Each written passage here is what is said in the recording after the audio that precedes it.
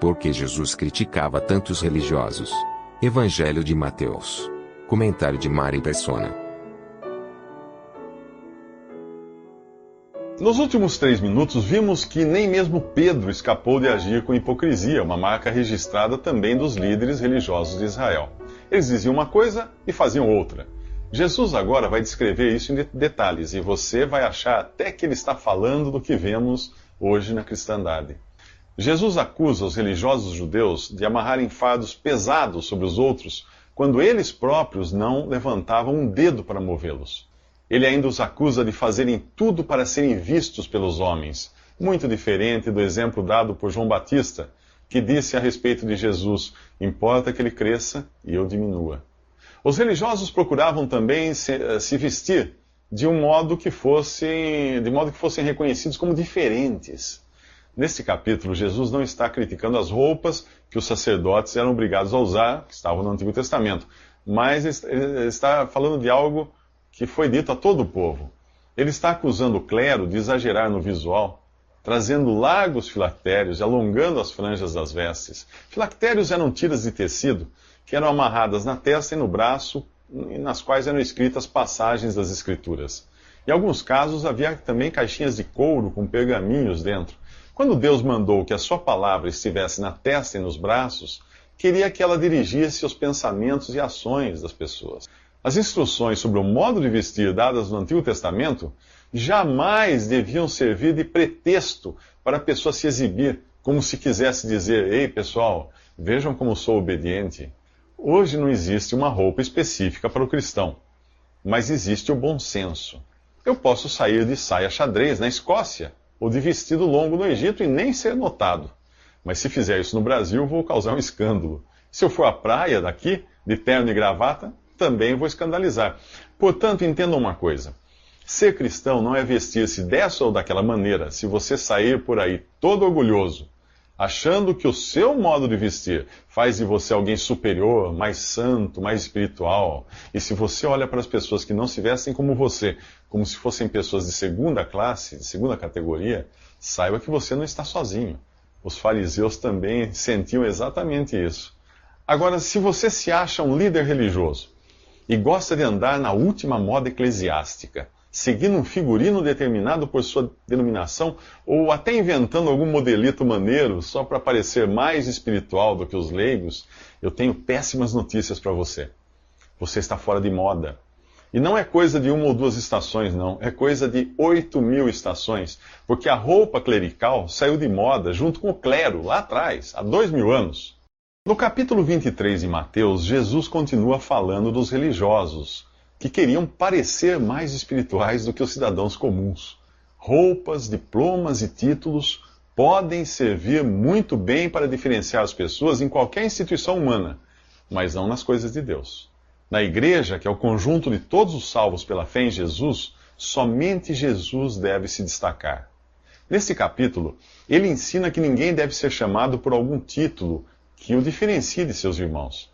Seus discípulos não deviam chamar uns aos outros de rabi ou rabino, que no hebraico significa mestre ou grande, por serem todos iguais e terem apenas um mestre, que é Jesus. A ninguém deveriam chamar de pai ou padre, no português antigo, no sentido de alguém espiritualmente superior. Há um só pai, aquele que está nos céus.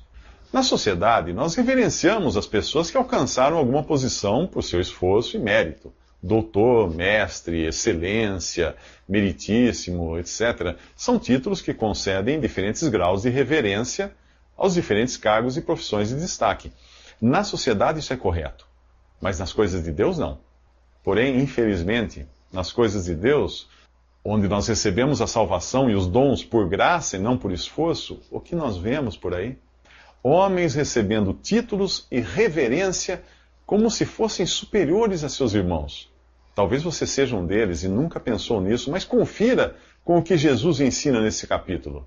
Será que depois de ler este capítulo, você se sentiria bem em ser chamado de doutor em divindade? Fala sério. Você teria coragem de dizer que é tão entendido nas coisas de Deus a ponto de ser chamado de doutor? Se fosse, você teria lido esse capítulo. E que tal ser chamado de sumo pontífice, que significa chefe supremo, ou eminência, que o dicionário define como alguém que tem superioridade moral e intelectual.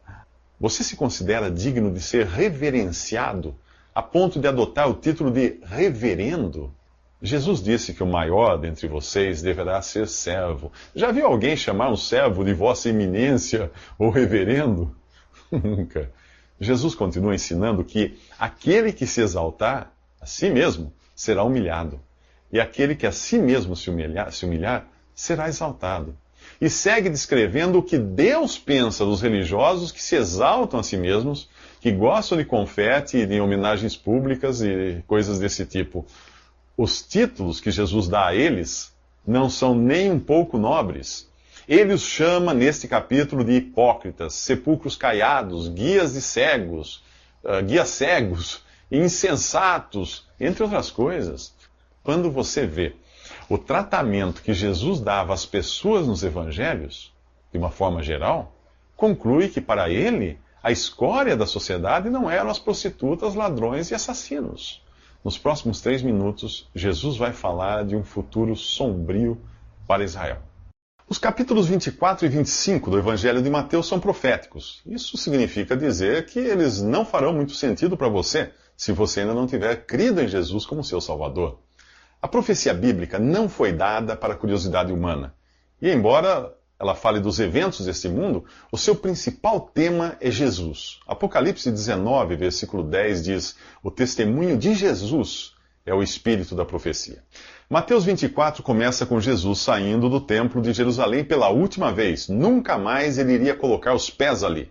Enquanto os discípulos tentam chamar sua atenção para a beleza da construção do templo, Jesus deixa claro uma coisa: não ficará nela pedra sobre pedra que não seja derrubada. Para entender esse capítulo, é preciso ter em mente que Jesus está falando aos seus discípulos, que são judeus, vivem sob a lei dada por intermédio de Moisés e estão raciocinando dentro do contexto cultural e religioso de Israel, não da igreja, que só viria a existir mais tarde. Por isso, quando eles perguntam quando acontecerão essas coisas, estão se referindo à destruição do templo. E ao perguntarem qual será o sinal da tua vinda, estão falando da vinda de Jesus como Messias para estabelecer o seu reino em Israel.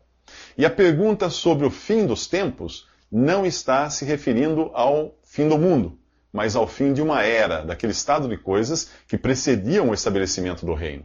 Historicamente, a igreja é uma espécie de parêntese profético, que foi aberto com a rejeição momentânea de Israel. E por isso a profecia bíblica deve ser vista como uma linha contínua do tempo, que sofre uma interrupção que já dura 2000 anos.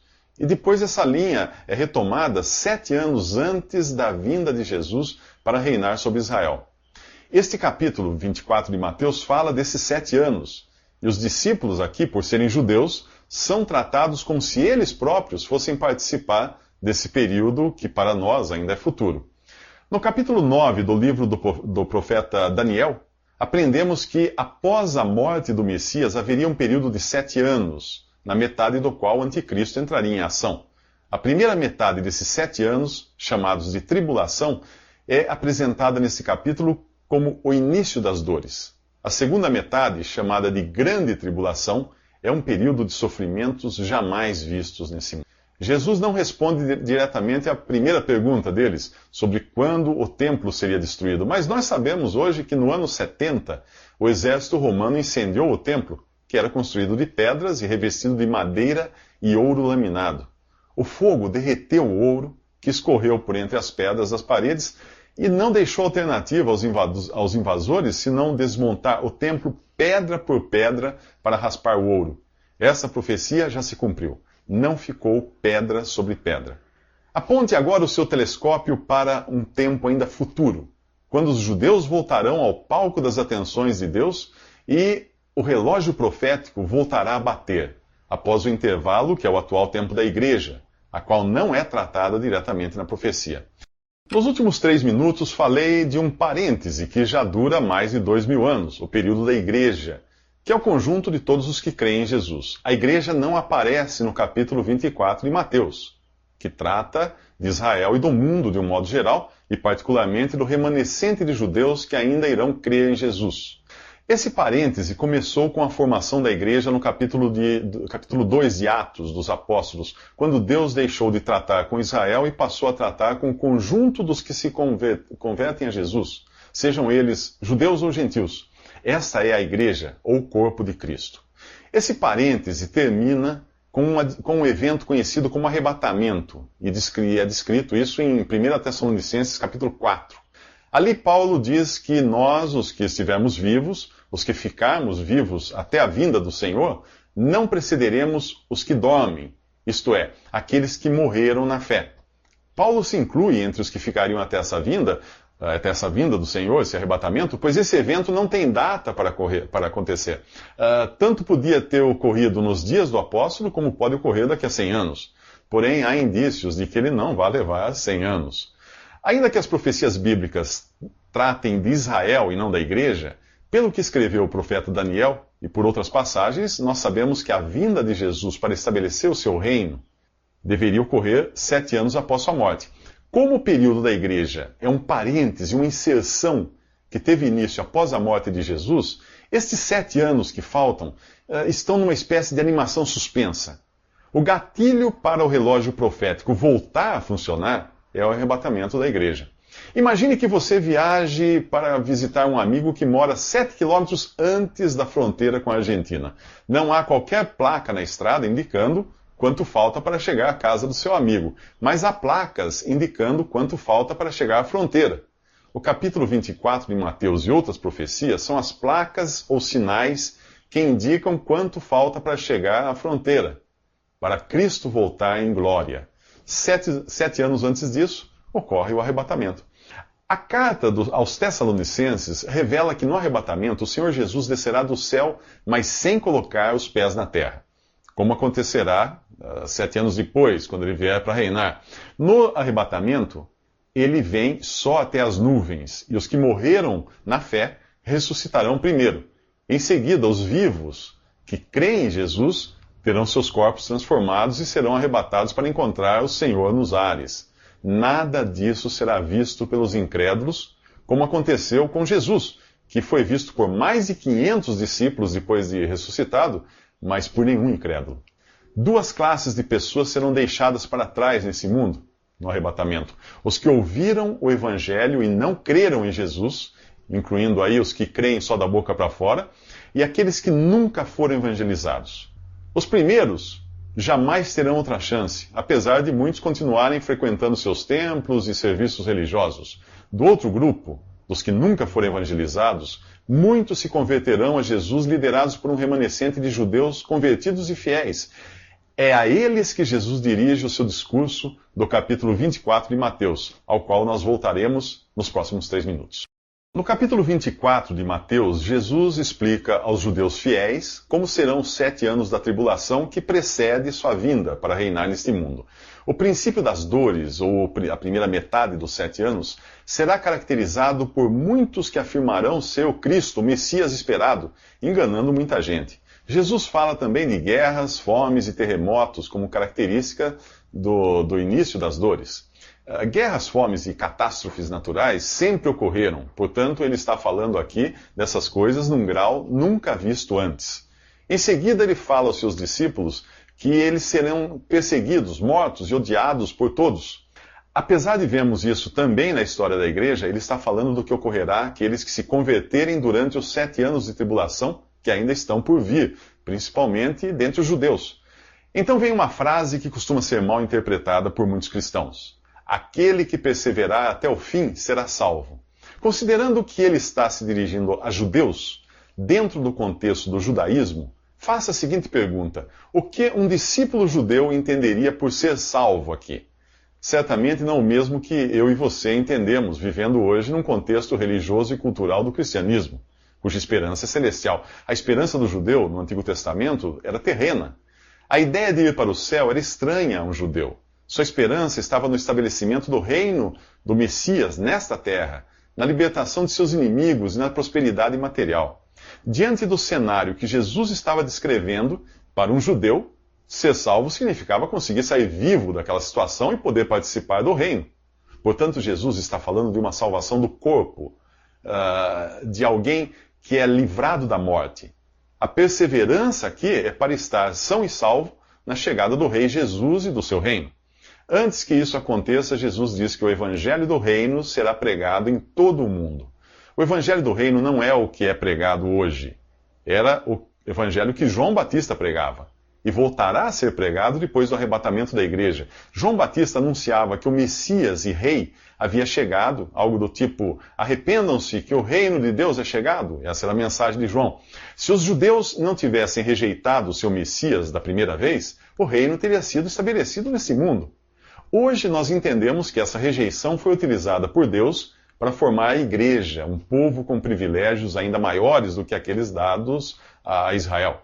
O evangelho que é pregado hoje, no período da igreja, é diferente do evangelho do reino. O cristão não está esperando um rei. Aliás, em nenhuma carta dos apóstolos você encontra que Jesus seja rei dos cristãos. A estes, aos cristãos, é prometido que irão reinar sobre a terra com Jesus, o rei que é aguardado por Israel. O evangelho pregado hoje é o evangelho da graça de Deus e ainda não alcançou todo mundo como o evangelho do reino alcançará. A mensagem não é mais arrependam-se que o reino de Deus é chegado, como era no evangelho do reino, mas a mensagem hoje é creia no Senhor Jesus e você será salvo. Você já creu? Creia para não ser deixado para trás.